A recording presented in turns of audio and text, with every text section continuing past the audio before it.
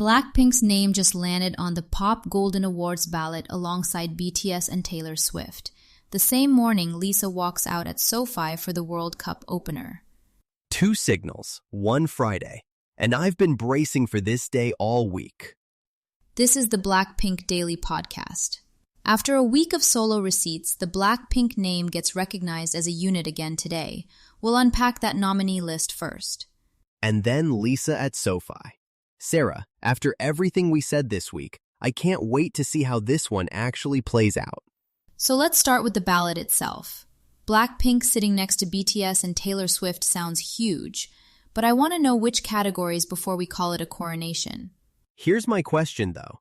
Is the industry nominating the group, or is it nominating a legacy brand? 3 of these 4 members have been in solo mode for years. And I keep coming back to the timing. Awards recognition arriving the same morning as Lisa's first ever World Cup stage. That tells you a lot about where this group sits in mid-2026. Which brings me back to the thing I parked yesterday. Who actually controls the live audio on a FIFA broadcast? Today we finally get to measure it instead of argue about it.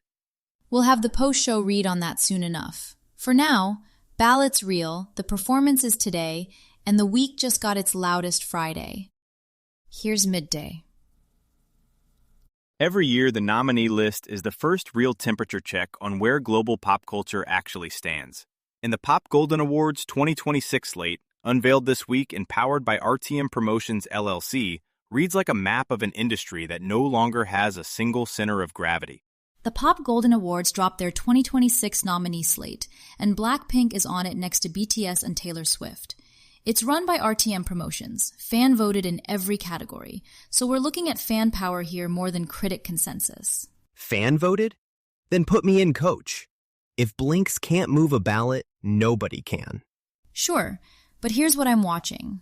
The group's been in solo mode for years, and in mid-2026, this is the first outside signal treating Blackpink like a unit again, instead of just Jennie or Lisa on their own. And the timing. This lands the same morning Lisa opens the FIFA World Cup at SoFi. 3 members stacked official solo wins this week, and the group still pulls a nomination on top of it. The solo lane and the group lane are both rising at once.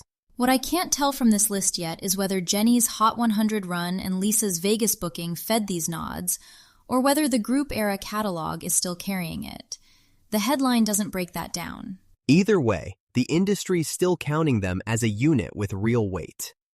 That pretty much answers the question I was chewing on all week.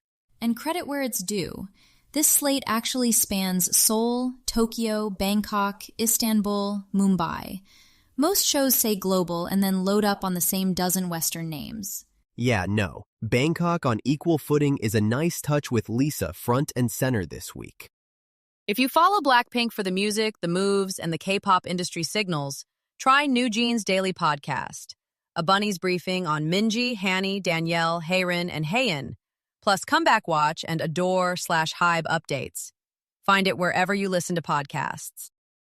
You'll find links to every story we mentioned today in the show notes, so if one caught your ear, it's there when you're ready to read more. That's Blackpink Daily Podcast for today. This is a Lantern Podcast.